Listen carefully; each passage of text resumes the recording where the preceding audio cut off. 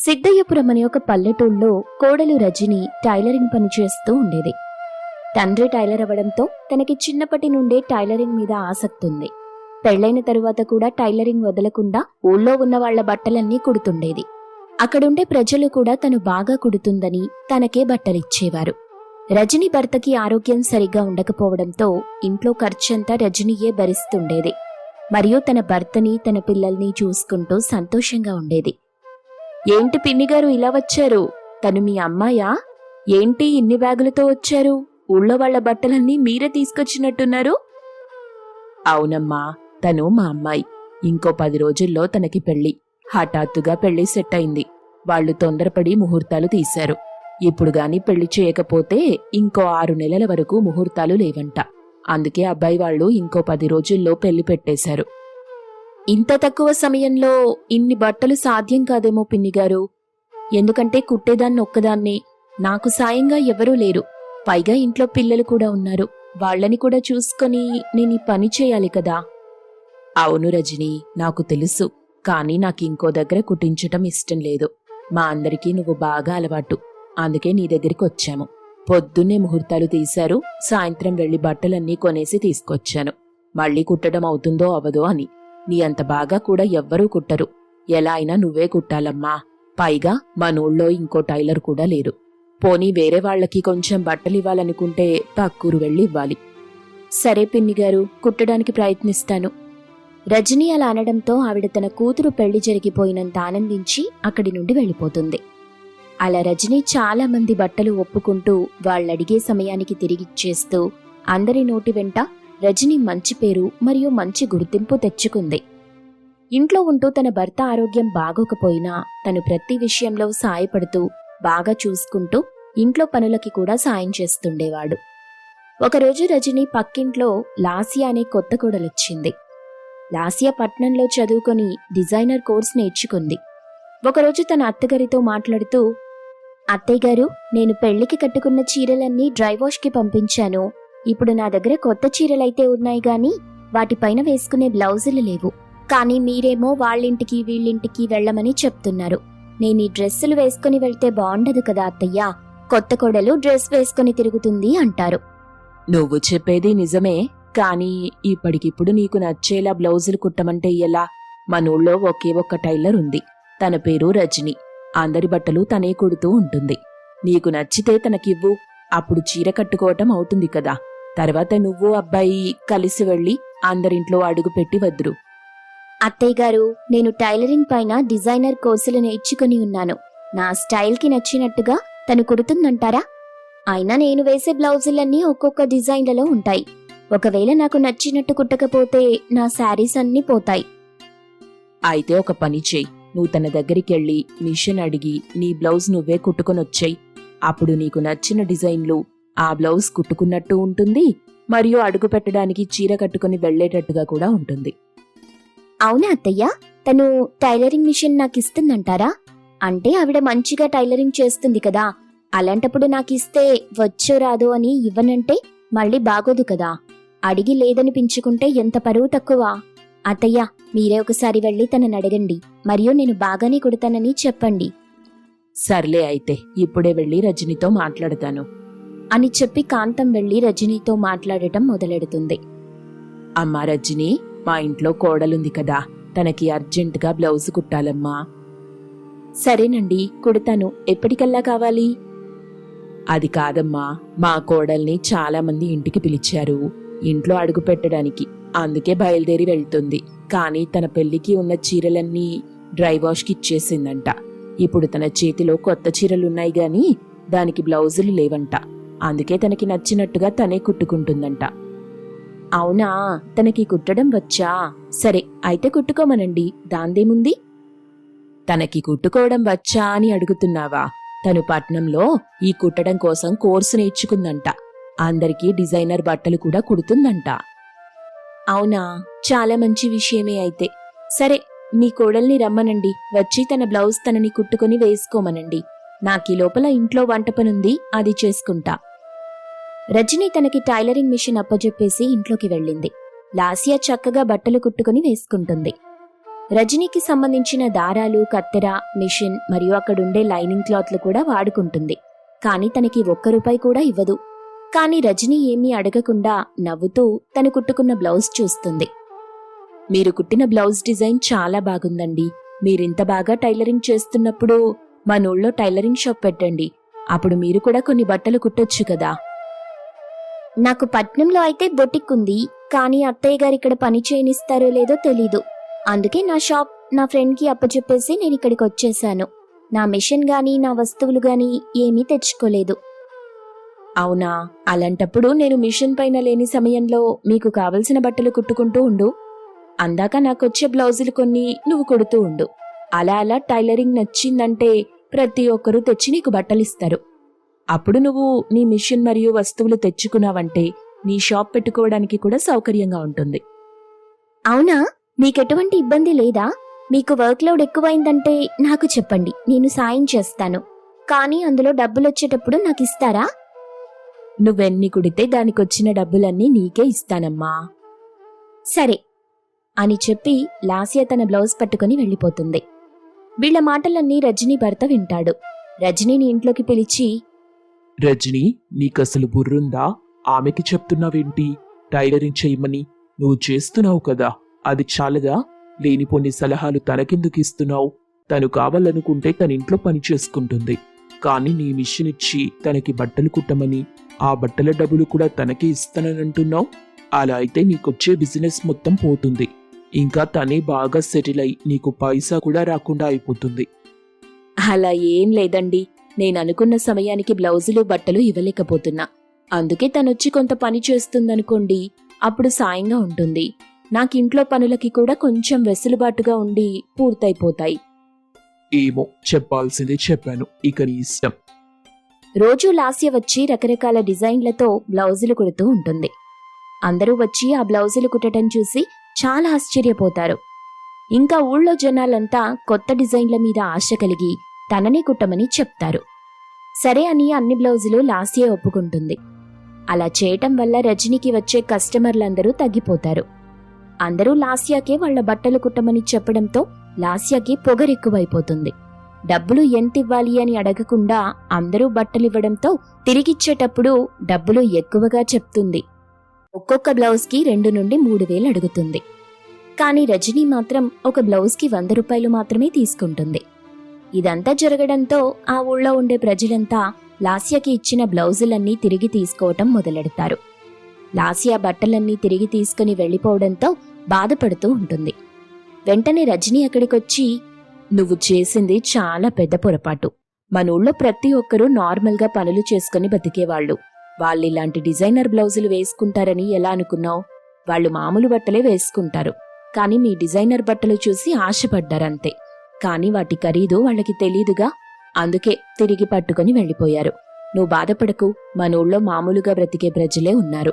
అంతా high standard ప్రజలెవరూ లేరు. ఇలాంటి పెద్ద పెద్ద షాపులన్నీ పట్టణానికే పనికొస్తాయి గాని మన ఊరికి పనికిరావు. మీరు చెప్పిన తరువాత నాకిప్పుడు బాగా అర్థమైంది. ఇక్కడ ఇలాంటి షాప్ పనికిరాదని తెలిసి వచ్చింది. నేను వెంటనే పట్నం వెళ్లి మా షాప్ నేనే చూసుకుంటాను అని చెప్పి లాస్య తన భర్తని కుటుంబాన్ని తీసుకుని పట్నం వెళ్ళిపోయింది. అక్కడ తన బొటిక్ చూసుకుంటూ సంపాదిస్తూ అందరూ సంతోషంగా ఉంటారు. రాజేష్ ఆరోగ్యం బాలేనప్పటి నుండి కీర్తి ఇంటి బాధ్యత అంతా తీసుకుని దర్జీ పని చేస్తూ ఇంటి మొత్తాన్ని చూసుకుంటూ వస్తుంది. కౌసల్య కూడా కోడల్ని తన కూతుర్లా చూసుకుంటూ అన్ని పనులు కౌసల్య చేస్తూ ఉండేది. అయితే ఒకరోజు సుజాత కీర్తి దగ్గరికి వస్తుంది. కీర్తి, నా పిల్లలు స్కూల్ ఇండిపెండెన్స్ డే ప్రోగ్రాంలో పాల్గొంటున్నారు. వాళ్ళకి నేషనల్ ఫ్లాగ్ కి సంబంధించిన కలర్స్తో డ్రెస్ కుట్టేసి ఇవ్వవా? వాళ్ళ టీచర్ వాళ్ళకేదో డాన్స్ ప్రోగ్రాంలో పార్టిసిపేట్ చేయమని చెప్పారంట. వీళ్లేమో ఆవిడ చెప్పిన డ్రెస్ అర్జెంటుగా కుట్టమని అడుగుతున్నారు. రమ్య మరియు మౌనిక అల్లరి పెడుతున్నారు. వాళ్ళకా డ్రెస్ నచ్చాలంట. చెప్తుంటే వినటం లేదు. ఫ్లాగ్ కలర్స్ అంటే ఒకటే కలర్ ఉంటాయని తెలీదు వీళ్ళకి. చిన్నపిల్లలు కదా, నచ్చిన కలర్లన్నీ చెప్తున్నారు. వీళ్ళకెంత చెప్పినా అర్థం కావట్లేదు. సర్లే, ఏదో ఒకటి వీళ్లతో తర్వాత మాట్లాడదాం. ముందు స్కూల్కెళ్ళి టీచర్కి ఏ టైపులో డ్రెస్ కావాలో అడిగేసి నీ దగ్గరికి వస్తాను. ముందుగా నీకెందుకు చెప్తున్నానంటే అసలే తక్కువ టైం ఉంది కదా, మళ్ళీ నువ్వెక్కడ కుట్టనంటావేమోనని ముందుగా వచ్చి చెప్తున్నాను. శ్రావణమాసం ఒకటి, నీకు పెళ్లి బట్టలు కూడా ఎక్కువగానే ఉంటాయిగా. అయ్యో, ముందుగా చెప్పడం ఎందుకు సుజాత? ఆ మాత్రం చేయలేనా ఏంటి? అయినా పిల్లల బట్టలే కదా, అంత కష్టమేముండదులే. ఒక 2 రోజుల్లోనే కుట్టేసిచ్చేస్తాను. ఒకసారి వాళ్ళ మిస్తో మాట్లాడు. అక్కడ స్కూల్లో ఉన్న పిల్లలందరికీ ఒకే టైప్లో ఉండాలి అంటే వాళ్ళొకే టైలర్ దగ్గర కుట్టిస్తుంటారు. అలా కాదు, మీరే కుట్టించుకొని రండి అంటే నేనే కుట్టేస్తాను. అందరివి కుట్టమంటే ఎంతిస్తారో డబ్బు కూడా నువ్వే మాట్లాడు. ఒక 3 రోజులు కూర్చున్నానంటే పిల్లలందరి బట్టలు రెడీ అయిపోతాయి. అయినా అప్పుడప్పుడు ఇలాంటి విషయాల్లో పాల్గొనాలి. అప్పుడే స్టేజ్ ఫియర్ అనేది పోతుంది. నువ్వు మంచి పని చేశావు, పిల్లల్ని డాన్స్ ప్రోగ్రాంలో పార్టిసిపేట్ చేయమని చెప్పి. నాకైతే నీ నిర్ణయం బాగా నచ్చింది. సరే అయితే నేను ఆ విషయం ఏదో ఒకటి మాట్లాడి నీ దగ్గరికి వస్తాను. అయినా నువ్వు నాతో రావచ్చు కదా. నువ్వు మాట్లాడితే వేరేలా ఉంటుంది, నేను మాట్లాడితే ఇంకోలా ఉంటుంది. నువ్వు టైలర్వి కాబట్టి నీకు వాళ్ళు ఏ మోడల్ చెప్పినా క్లారిటీగా తెలుస్తుంది. నాకంత తెలీదు కదా. వద్దు సుజాత, నువ్వే వెళ్ళి మాట్లాడు. ఒకవేళ కాదు కూడదు, మేము వేరే వాళ్ళ దగ్గర కుట్టిస్తామన్నారనుకో, నాకు వినడానికి ఏదోలా ఉంటుంది. లేకపోతే ఒక పని చెయ్యి, వాళ్ళు సరే అన్నారంటే నాకక్కడి నుండి ఫోన్ చెయ్యి. నేను మాట్లాడి ఏదో ఒక నిర్ణయం తీసుకుంటాను. సరే అని చెప్పి సుజాత స్కూల్కి చేరుకుంది. టీచర్ గారు, నేను రమ్య వాళ్ళ మదర్ని. వాళ్ళకి ఇండిపెండెన్స్ డే ప్రోగ్రాంలో డాన్స్ కేటగిరీలో పార్టిసిపేట్ చేస్తున్నారంట. ఏ డ్రెస్ కావాలో ఏంటో చెప్తే నేను టైలర్తో మాట్లాడి స్టిచ్ చేస్తాను. లేదు మీరేమైనా ఏర్పాటు చేస్తున్నారంటే ఎంత అమౌంట్ కట్టాలో చెప్తే కట్టేస్తాను. మీకు డైరీలో రాసిచ్చాను కదండి, ఎవరెవరు ఏ ప్రోగ్రాంలో పార్టిసిపేట్ చేస్తున్నారు, వాళ్ళకి ఏ టైప్ డ్రెస్ కావాలో అని. ఆ టైప్ డ్రెస్ మీరే దర్జీ దగ్గర స్టిచ్ చేయించండి. అది కాదు టీచర్, పేరెంట్స్ అంతా ఎవరికి నచ్చింది వాళ్ళు కుట్టించుకుంటే పిల్లలంతా యూనిఫామ్గా కనిపించరేమో. వాళ్ళకి నచ్చినట్టు ఆ దర్జీలు కుడతారు. అలా కాకుండా అందరిది ఒకే దగ్గర కుట్టిస్తే యూనిఫామ్గా పిల్లలందరూ ఒకేలా కనిపిస్తారు. లాస్ట్ ఇయర్ వరకు మీరనుకున్నట్టే చేశామండి. కానీ టైలర్ ఈ మధ్యన హెల్త్ బాగోవటం లేదని కుట్టటం మానేశారు. అందుకే వేరే వాళ్ళెవరైనా సెట్ కాలేదు. అసలే పెళ్లిళ్ళ సీజన్ కదా, అందుకే పేరెంట్స్ అందరికీ ఇన్ఫార్మ్ చేశాం, వాళ్ళ పిల్లల కోసం వాళ్లే డ్రెస్సెస్ స్టిచ్చింగ్ చేయించుకోమని.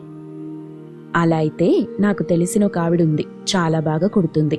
మీరు సరే అంటే ఆవిడతో మాట్లాడేసి మీకు చెప్పనా? అందరి పిల్లలకి యూనిఫామ్గా ఒకేలా కుడుతుంది, బాగుంటుంది కదా. అయితే నాకు ఒక ½ అన్ అవర్లో ఏదో ఒకటి చెప్పండి. ఆవిడ ఓకే అంటే పేరెంట్స్ అందరికీ ఇన్ఫార్మ్ చేస్తాను. అప్పుడు ఆవిడ దగ్గరే కుట్టించేస్తారు. ఒకేసారి అమౌంట్ కలెక్ట్ చేసి ఇచ్చేయడం కూడా జరుగుతుంది. పైగా ఆగస్టు 15కి ఎన్ని రోజులో లేవు కదా. సుజాత వెంటనే స్కూల్ నుండి కీర్తికి ఫోన్ చేసి తను మాట్లాడిన విషయమంతా చెప్తుంది. కీర్తి ఒప్పుకోవడంతో ఆ స్కూల్ యొక్క పిల్లల తిరంగా డ్రెస్ ఆర్డర్ తీసుకుంది. పిల్లలందరికీ స్టిచ్ చేస్తూ ఉంది. అయితే సైజ్ చూద్దామని సుజాత పాప రమ్యని పిలుస్తుంది. రమ్య, వచ్చావా? నీకోసమే చూస్తున్నాను. ఇదిగో ఈ డ్రెస్ కుట్టాను, ఒకసారి వేసుకొని చూడు, సైజ్ సరిపోయిందో లేదో. అంతా ఓకే అనుకుంటే ఆ టైప్లో అందరికీ కుట్టేస్తాను. కరెక్ట్గా సరిపోయిందా ఆంటీ? చూడండి, నాకు ఈ కలర్ నచ్చలేదు. కీర్తి నవ్వుకుంటూ, ఏంటి రమ్య, నీకు ఈ కలర్ నచ్చలేదా? సర్లే, ఈ ప్రోగ్రాం అయిపోయిన తరువాత నీకు నచ్చిన కలర్లో గౌన్ కుట్టేసిస్తాను. అది కాదా ఆంటీ, నాకు ఈ గ్రీన్ కలర్ నచ్చదు. మీరు ఈ గ్రీన్ కలర్ని నా ఫ్రాక్లో యాడ్ చేశారు. నాకు వేసుకోవాలంటే ఇదోలా ఉంది. సర్లేండి, నేను ఇంటికి వెళ్తాను, నా స్కూల్ టైం అవుతుంది అని చెప్పేసి పరిగెత్తుకుని ఇంటికి వెళ్ళిపోతుంది. ఇంటికి చేరుకుని అక్కడ చాలా అల్లరి పెట్టడం మొదలెడుతుంది. ఇంతలో తన చెల్లి మౌనిక కూడా ఏడవటం మొదలెడుతుంది. ఎందుకంటే తనకి నచ్చని ఆరెంజ్ కలర్ని తన డ్రెస్లో పెట్టారని.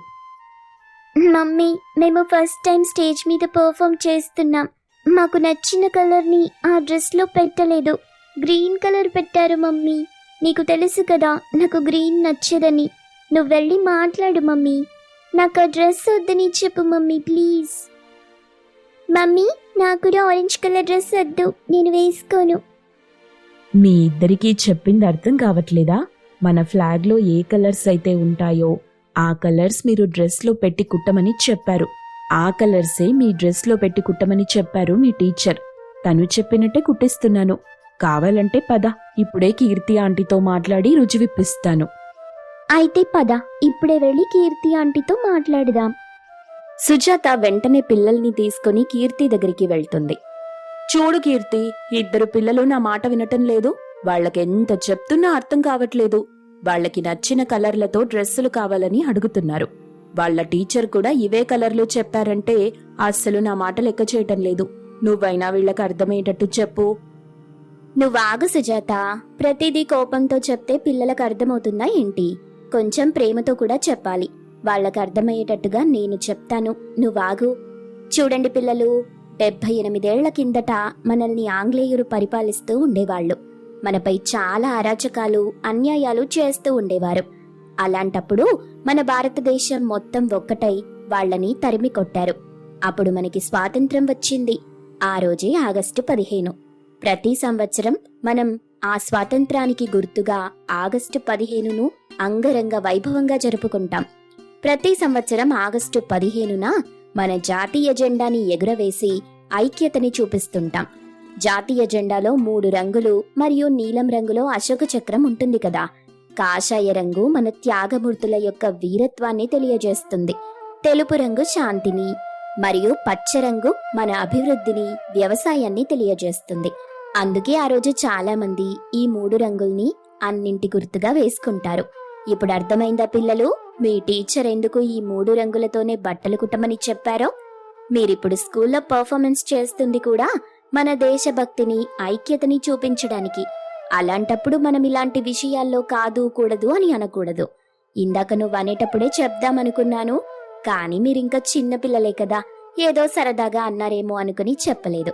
పోనీలే, ఇప్పటికైనా మీకు తెలిసింది, అంతే చాలు. ఈ డ్రెస్ వెనకాల ఇంత స్టోరీ దాగిందా ఆంటీ?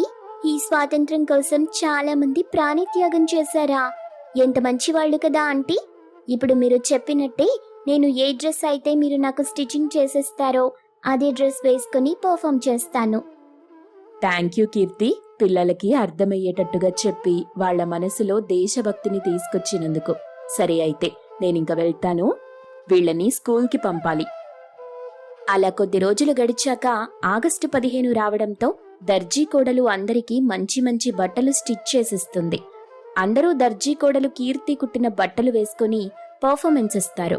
మరియు ఆ స్కూల్ వాళ్ళు కీర్తికి ఇవ్వాల్సిన డబ్బు కంటే ఎక్కువ డబ్బులిచ్చి సగౌరవంగా సత్కరించి పంపిస్తారు.